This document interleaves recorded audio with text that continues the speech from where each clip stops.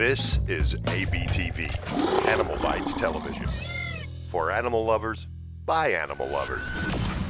Hey, Brian from SnakeBytes here. Today's show's about two things that are pretty addictive: keeping animals and getting tattoos. You're watching SnakeBytes.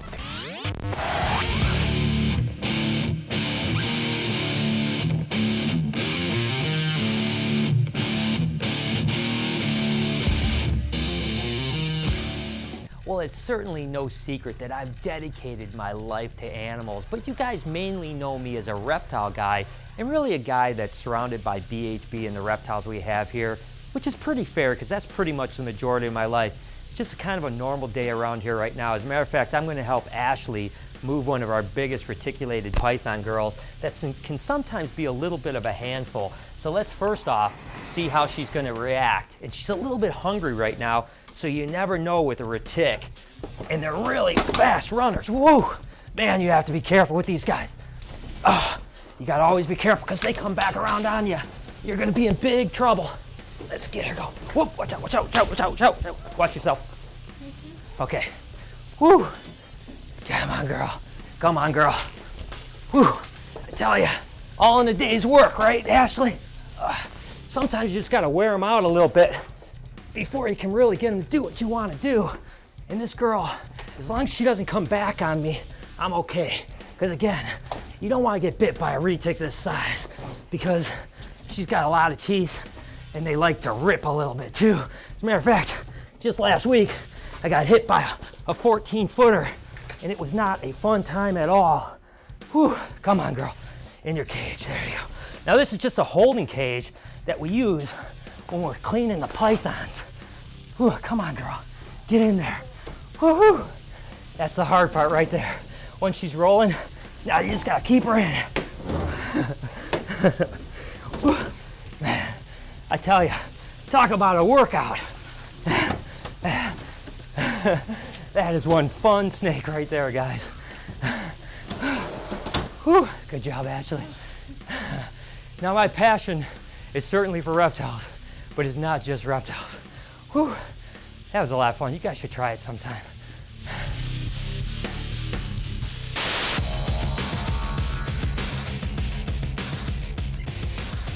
What's the next tattoo that Brian will have Bob Tyrrell do on his African animal sleeve? A, elephant, B, lion, or C, rhino? Go ahead and answer down below in the comments and check back later in the show to see if you have the right answer. For this week's Reptile Report Spotlight, we'll be highlighting Aussie pythons and snakes. Go ahead and check out the URL down below or click on the link in the description. Guys, it's such an exciting time of the year to be a snake breeder. You know, there's so much going on. There's the breeding season is kind of wrapping up egg-wise. You have new things to look forward to. As a matter of fact, I've got a cool clutch here, and you guys have seen me pull clutches of eggs probably way too many times, but you know what? I still get excited about each and every one. And this is kind of a cool one too, because take a look at that. That's a scaleless Texas rat snake, which is just cool. You guys know that I love scaleless rat snakes, and I love scaleless corns, and of course scaleless ball pythons. So it's just kind of cool to get this clutch of eggs, and there's so much polymorphism with it. Like this one is kind of more of a beigey, pinky color. Some of these guys come out just brilliant red and oranges and yellows, and I mean, just really cool animals. And this is a relatively good clutch here. You know, we have 2, 4, 6 eggs, 1 slug. Pretty typical for colubrids, but again, we're getting down to that kind of end of the year clutch wise where there's not a whole lot left, you know, getting a handful of clutches each day, whereas, you know, you guys have seen the video where I get sometimes 1,000 or 1,200 clutches, you know, so it's pretty exciting. But this time of year, it's ending the first clutches, starting to get a handful of second clutches. And as a matter of fact, guys, I tell you what, clutches of eggs are awesome, but I think we actually have some babies that just started hatching out this morning. All these eggs up here are about to hatch. And I tell you what, it's gonna just be madness here in just another couple weeks, but let's go take a look and see what we got hatching here. And again, I just saw these things poking out this morning, so let's see what's out of the egg right now. Oh, take a look at that, guys. These are actually corn snakes right here. And these are actually het terrazzo corns. So they're really just normal, what we'd call wild type corn snakes. And I tell you what, once you open up a box like this, sometimes like open up a can of worms, next thing you know, you'd be chasing them all over the floor. So let's keep them in here. There's one other clutch here, actually a hognose snake clutch that was hatching. And you can see, look at the little baby right there. What an absolute ripper. I mean, these guys are so cool. But I can see that there's a whole bunch of eggs that have hatched. See all these eggs have hatched? I only see one baby. So that tells me these little guys are hiding out in here somewhere, and I'm gonna find them for you. Let's see. Oh, there's one, there's one. Oh, and look at this, guys. That's actually an axanthic right there. Oh, look at this, take a look at this. This is the dead pose right here. See how it's looking like it's dead? Look at it, it's opening its mouth. This is the pose right here. I absolutely love it. That's the defense mechanism that a hognose will do. Now, they typically only do that when they're first born or if you catch them in the wild. So this is a really cool sight right here because typically you'll never see this ever. Within a week or two, this guy will never do it again. But again, that's what they do is when a predator comes up to them, they act like they're dead so the predator doesn't want to eat them because they think they're rotten. And they'll actually give off a little bit of an odor too. That's just a cool thing to show you guys. And guess what else? We're even hatching baby bearded dragons here. So let me put these snakes away. Let's go look at some cool little lizards.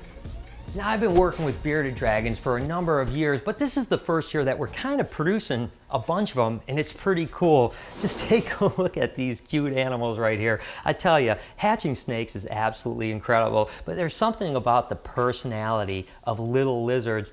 Take a look at that cute little guy, just kind of looking at you, trying to figure out what you're thinking. And those big heads, they're absolutely adorable. I'm just thrilled to finally be hatching a bunch of bearded dragons. And what great pets they make. Reptiles are certainly one of my hugest addictions, but you may have noticed recently that my arm is starting to fill up a little bit. That's right, I have a new addiction as well, and that's ink. Anyone that has a tattoo out there certainly knows that once you get one, you get a bunch. The truth is, since I was about 20 years old, I've always wanted an entire sleeve of animals. But the problem was, number one, I wasn't sure exactly what I wanted, and number two, I needed the right artist. After all, this is going to be on my arm for the rest of my life. Well, finally, I found that artist, Bob Tyrrell, who's an amazing portrait guy, one of the best in the world, and he specializes in black and gray, which is exactly what I wanted to get. Now, let me tell you guys, this is actually going to be an African animal sleeve, and let me start by saying my first tattoo ever was this one right here of a cheetah.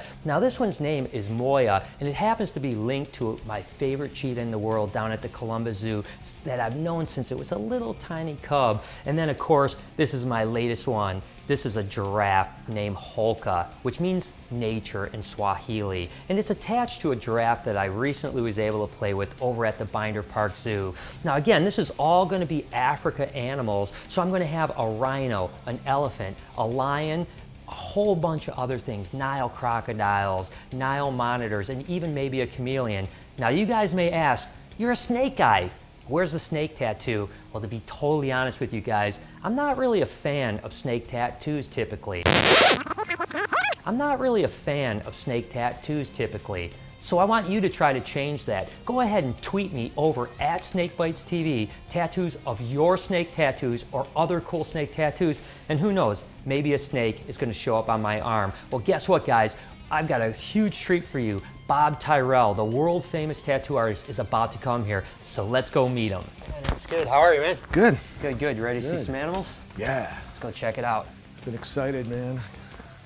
So here's my my insane life here, man. Just wall-to-wall snakes and insanity. I want to give you kind of the rundown of what we got going on here. I always show people, take a look over here. Here's some of our like big animals, you know, like big pythons. You can see down here. You got, this is the girl I was messing with earlier. I was telling you about this reticulated python. You can see right now even she's a little bit upset. She just see that? Damn. That was what I was messing with earlier. so I had her out, but I always show people this is my one girl here. Her name is Sunshine, and she's actually really chill, man. So I can get her out and kind of. How long is this? She's probably about 13, 14 foot now, something like that. Probably. But she's like my ambassador, you know. I mean, she like every time we do like kid shows or have people over or something like that. She's probably one of the only snakes in the collection that I 100% trust. Never tried to bite once ever. I've had her since she was a baby. Never tried to bite one time, and you know, it's just, you know, I always tell people that I don't know that snakes ever like being handled, but they tolerate it, and she tolerates it very well. You know, compared to some snakes just don't tolerate it well, you know. Yeah, a lot and, do more than others. For yeah, sure. and it's just a personality thing. But she's a great animal. So, like I said, I you know, and she's obviously an albino Burmese python. But I always have to start off by showing you something cool like that. So Bob, last night we were talking about like scales and snakes and how like snake tattoos are kind of hard because you were saying you have to like kind of shade every scale, right? Right. You know, and it kind of makes it difficult to you. So this is kind of an animal that, you know, as a matter of fact, this was one of the animals I was talking about potentially. This is a scaleless one? Yeah, it's completely scaleless. You know, so I was kind of thinking like this might be a good option for, because we talked about it, you know, I'm not a big, you know, fan of snake tattoos, but this one might be kind of cool. Yeah, if you were getting one, this would be a good one. And I've got a couple really good pictures of like compositions of this animal, like you know, really cool. Good lighting and stuff. Yeah, because again, and again, these are from Africa, so it fits kind of with my African theme a little bit. So that's interesting. I just didn't know how you felt. My concern was without scales, would it look too fake? Nah, I don't think so. No. And you could you can see just texture in the white part of the scales and stuff. Well, I mean, the snake, not the scales, but. Yeah, the lack of scales, the pattern. So Bob, what we have here is my favorite American alligator. This guy's name is RJ. And of course you can see he's missing a little leg, so he's got a little nub over here. Yeah, I noticed and, that. And that happened with actually my guy in here, Mitch, bit his leg off when it was a baby. Now these guys were rescues, you know, basically just, you know, these aren't really what I consider pets. And sometimes these get sold as pets, and then ultimately they get rescued to a place like mine, you know what I mean? You know, when you look at animals like this, I mean, it's really real intricate and stuff like that. I mean, are you looking at stuff like this through like a tattooicize, or I mean, are you thinking like how could I tattoo something like that? While you're talking to me, I'm looking at the scales around his head, around here. I look more on the scale, like the texture. Like I'm a texture. I love texture. You know? So definitely patterns and stuff like that is cool, but just the texture, these little scales here, you know. Oh yeah, and to make them like 3D must be pretty. It's fun to tattoo. It's actually hard. Like when I see something like that, I'm like, oh man, that would be a killer tattoo. And then if I have an appointment, I'm like, I can't wait to do it. But then while I'm doing it, it's like, man, this is like harder than I thought, you know. So it's like it's a lot more work than I expected. But then when it's done, it's like, oh man, that was great, you know. So is that kind of where you're at? Where I mean, like challenges are good for you? Yeah, definitely. I mean, because I know that, you know, I've only had a couple pieces from you, but I mean, you can tell that you put your heart and soul into it, man. You're like, you know, I was telling my friend Dave here earlier how it's like I look at it and I'm like, it's perfect, and you're like, nope.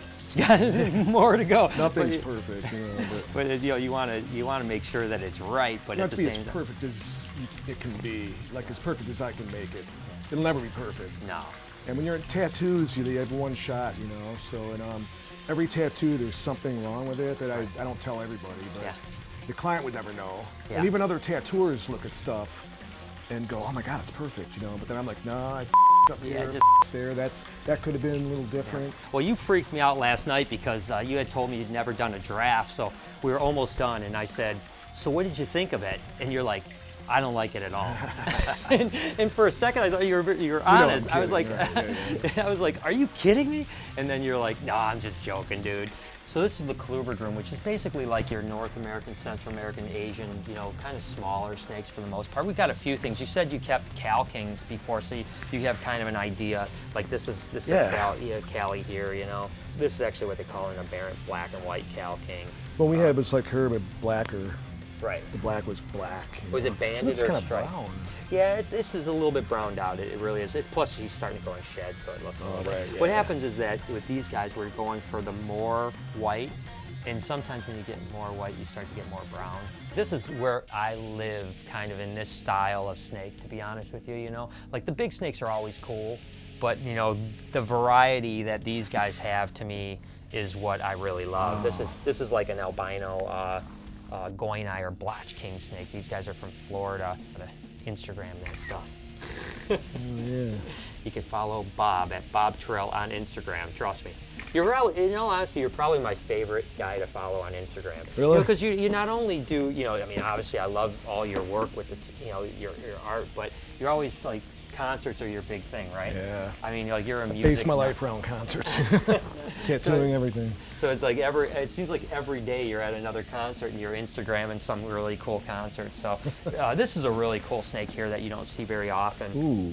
Yeah, this is just black milk snake. It's a gauge eye, and you know, they're real tame. It's a little bit like weird, like spastic. Milk snakes are a little more spastic. Well, you know, you said you had some milks, right? Hondurans. These are really similar to Hondurans. As a matter of fact, what's cool about these guys, the black milks, is that as babies, they look exactly like your Honduran milk snakes. But then as they shed a few times, maybe about 6 months old, they turn jet black. And so it's pretty cool thing. So It's awesome. I know, right? Well, let me ask you, you know, you obviously, like I said, music's your life, you do stuff like, you tattoo a lot of really cool people, a lot of famous people. I mean, is there like that one guy that you've tattooed that was like, holy crap, that was awesome? Kerry King. Kerry King, yeah. It's for Kerry and like Scotty Ian from Anthrax, you know, Oh, yeah. and Gary Holt, who's plays with Kerry and Slayer now. Right. Still has Exodus, you know. Right. But those three guys, like, they were my heroes in the 80s. Right. You know, like I was playing guitar way before tattooing, you know. Mm-hmm. I didn't have any tattoos, had long hair, you know. Yeah. And those guys were like my heroes. I never thought I'd really meet them, let alone like tattoo them, become friends with them and all Yeah. that. So it's surreal, you know. Absolutely. Well, yeah, you know, as a matter of fact, me and Bob met each other at one of Slayer's concerts. You know, that's where we That's where we met. behind the stage. Yeah, Yeah, back in the dressing room with Kerry. So, and then these are, you know, there's something that's called a Mexican Black King that is very similar to this, but it's a lot smaller. You know, so to have that like really big snake, and then of course there's another really big snake that's called an indigo snake that's black.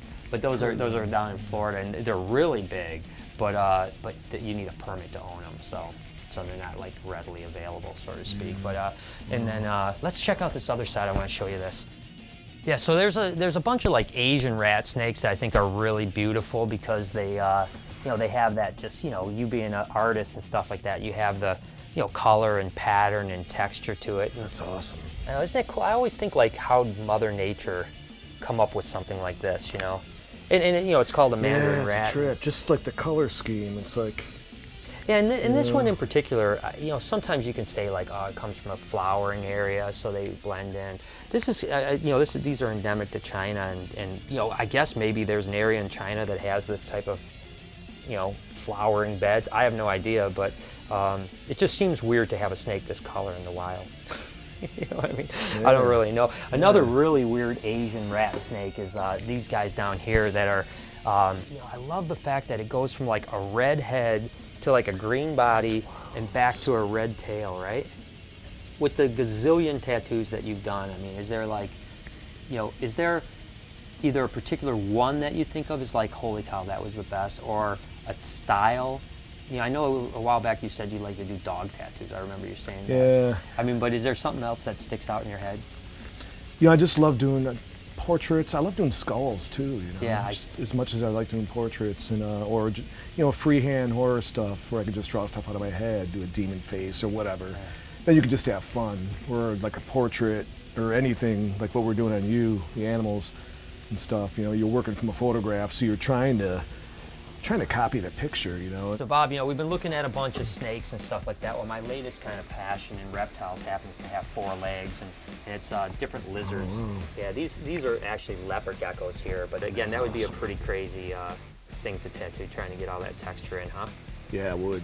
You know, a couple things I wanted to ask you is first off, you know, I think we both have kind of lives that are like people dream of, right? You know what I mean? I get to work with animals all day. You get to do tattoo. I mean, people, I think, look at tattoo artists as like, man, what a glamorous life. I mean, it's just cool, right, to wake up every day and do what you love, right? Yeah, to wake up and I get to go to work today instead of, oh man, I gotta go to work.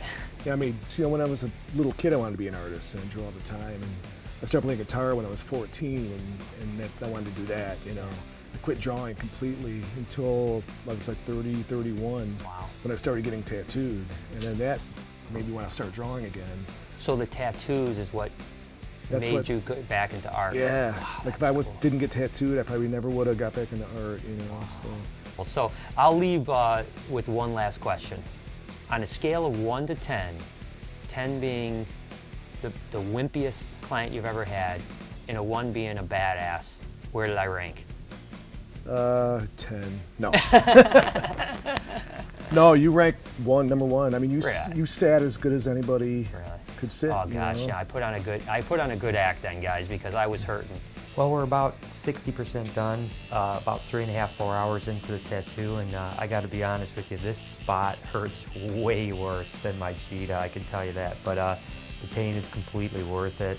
But I ain't gonna lie, it's gonna be really great when he finally says, "All right, we're wrapped up." But it's turning out beautiful.